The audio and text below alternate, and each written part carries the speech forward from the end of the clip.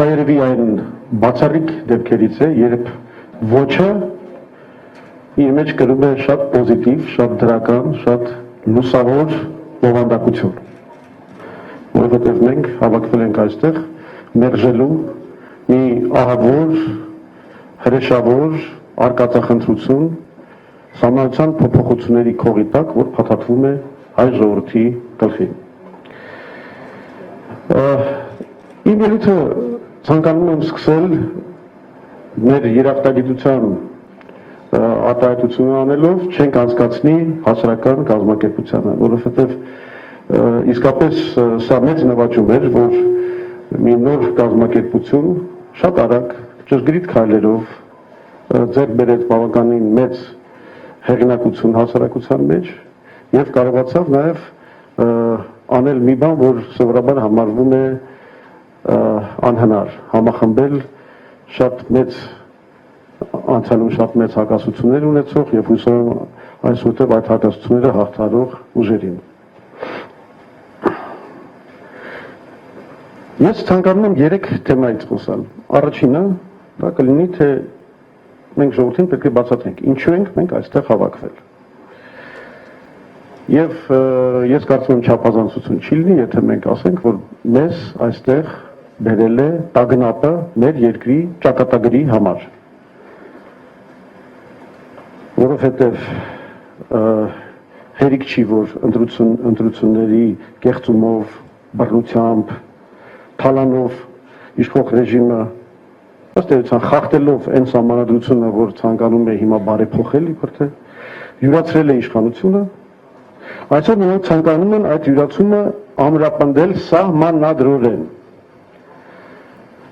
Սահմանադրական փոփոխությունների քողի ներքո հայ ժողովրդի գլխին փաթաթելով այս, ինչպես ասացի, հրաշավոր խաբեությունը։ Ինչպես միշտ նման ճակատագրական պահերին գոյություն ունի 2 տարբերակ։ Կամ դու հստակ ոչ ես ասում եւ ամբողջ քո ուժով պայքարում ես այս հրեշավոր ծրագրի դեմ, կամ թե ակամա դառնում ես այոյի կամ չգիտեմ այդ հրեշավոր ծրագրի իրականացման եւ նրա կազմակերպիչների սատարման հանցակիցը։ Ուրիշ տարբերակ չկա։ Երբ որ քեզ պատերազմ են հայտարարում, ոչ մի տարբերություն չկա, դու կռվում ես թշնամու ճամբարում, թե պահկվում ես մահճակալի տակ։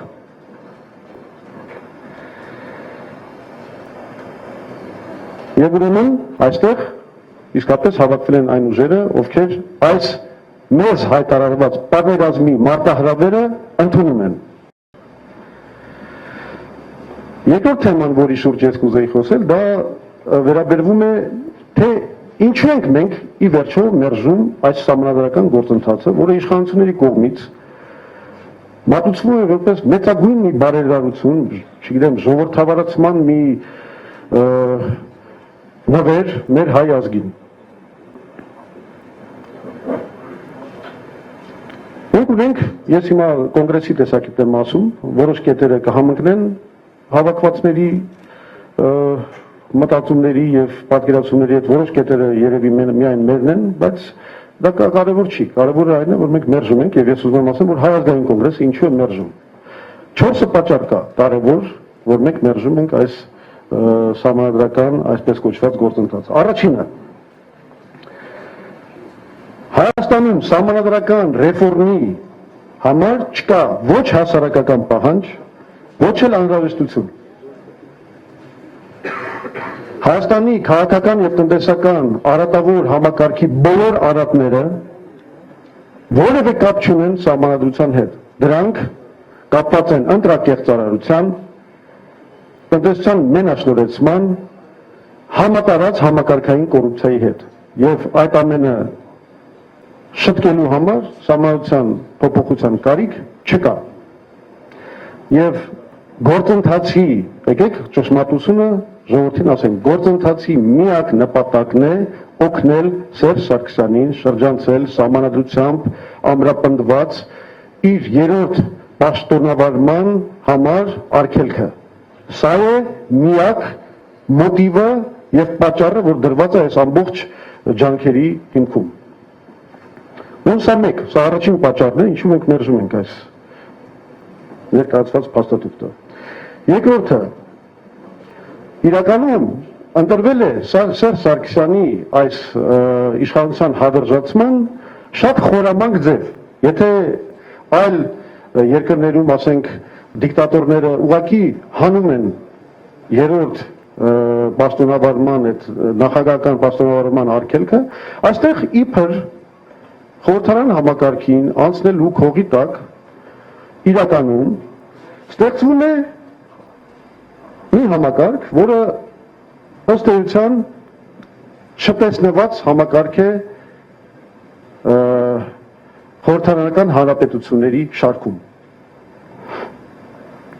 Այդ համակարգում սահմանադրորեն երաշխավորվում է իշխող կուսակցության բացարձակ մեծամասնությունը, իսկ այդ մեծամասնության ղեկավարը համատեղելով ազգային ժողովի նախագահի եւ կուսակցական ղեկավարի պաշտոնները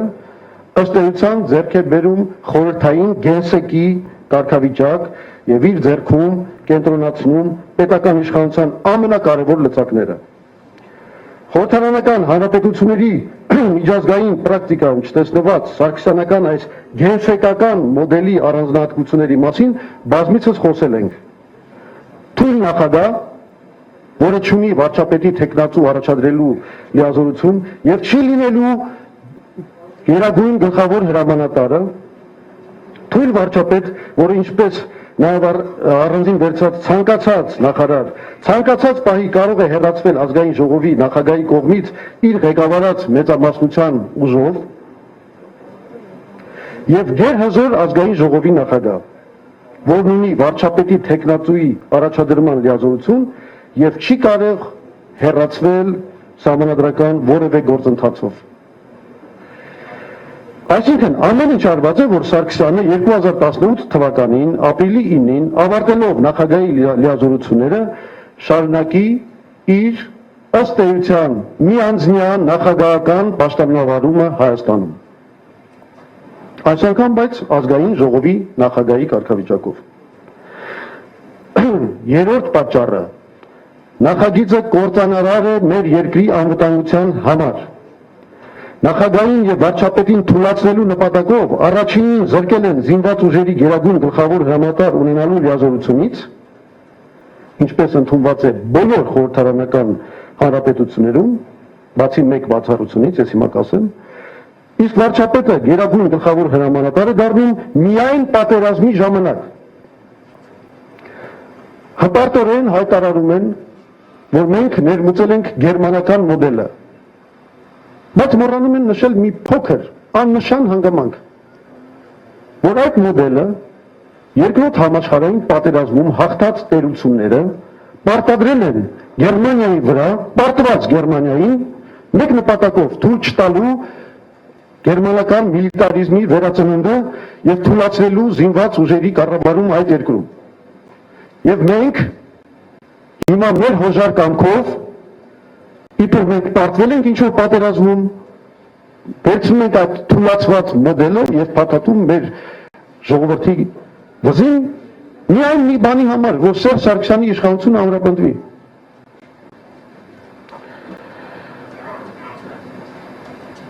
Չորրորդը, մենք այս կետը ես կարծում եմ միգուցե միայն կոնգրեսն է ասում, կամ միգուցե նաև ՀԺԿ-ն, չգիտեմ, եւ մեր ընկերները թողներ են, բայց մենք ունենք այստեղ սկզբունքային տեսակետ։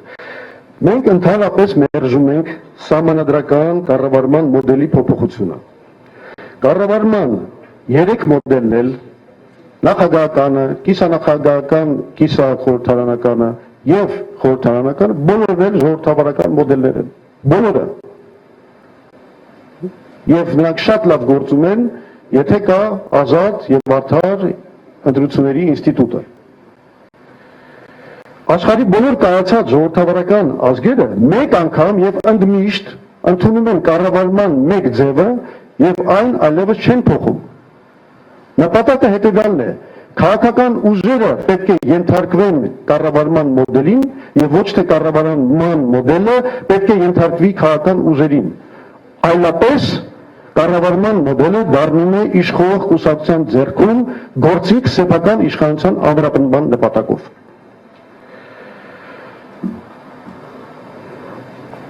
Այսուհանդերձ ես ուզում եմ շեշտել,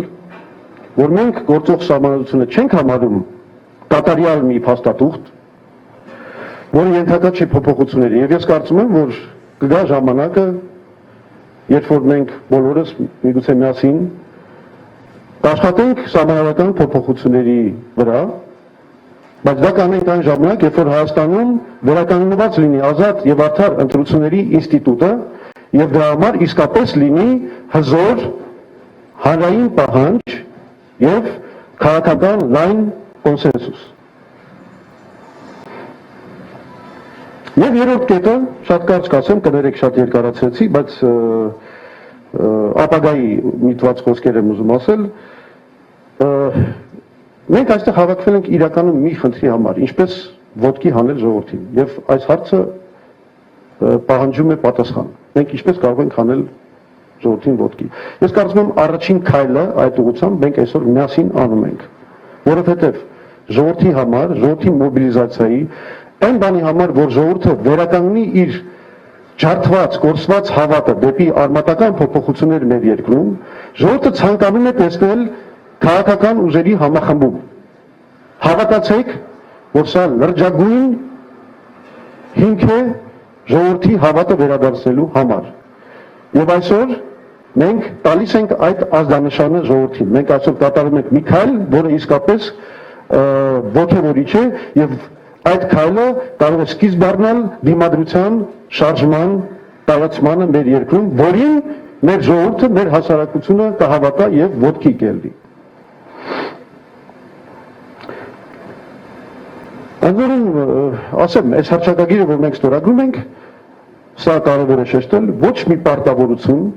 չի ենթադրում եւ ոչ մի սահմանափակում չի ենթադրում որևէ քաղաքական ուժի համար։ Բոլոր քաղաքական ուժերը, ովքեր ստորագրում են այս փաստաթուղթը, պահպանում են կատարյալ ինքնուրույնությունը, կատարյալ ինքնուրույն գործելու հնարավորությունները, ցանկացած բան կարող են անել ինքնուրույնաբար։ Իհարկե հնարավոր է նաեւ համատեղ գործողություններ, բայց սա արդեն այս հռչակագրի խնդիրը չի, դա ապագայի հարց է։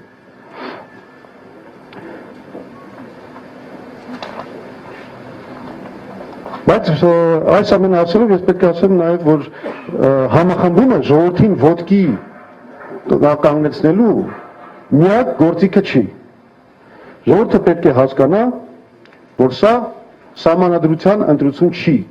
Մենք չենք կարողանալու, անգամ եթե միավորվենք, մենք չենք կարողանալու ժողովրդին ոտքի կանգնեցնենք։ Եթե ժողովուրդը կարծի, որ ընտրությունը ընդամենը երկու իրավաբանական տեքստի միջև ընտրություն է, դա ժողովրդի վրա ոչ մի ազդեցություն չի ունենա։ Ժողովուրդը ոտքի կկանգնի այն պահից, երբ որ հասկանա, որ իրականում սա ոչ թե սահմանադրության հարց է,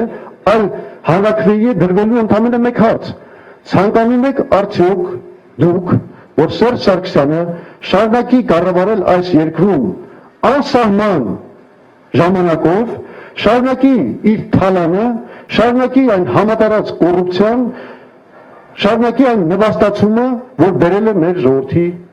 գլխին։ Այս հարցը մենք պետք է բացատրենք ժողովրդը։ Ժողովուրդը հենց հասկացավ, որ խոսքը գնում է Սերժ Սարգսյանին հեռացնելու մասին։ Նրա 2018 թվականին, իսկ միգուցե ավելի շուտ լինել չլինելու մասին ժողովուրդը ոտքի կկանգնի եւ մենք կհաղթենք։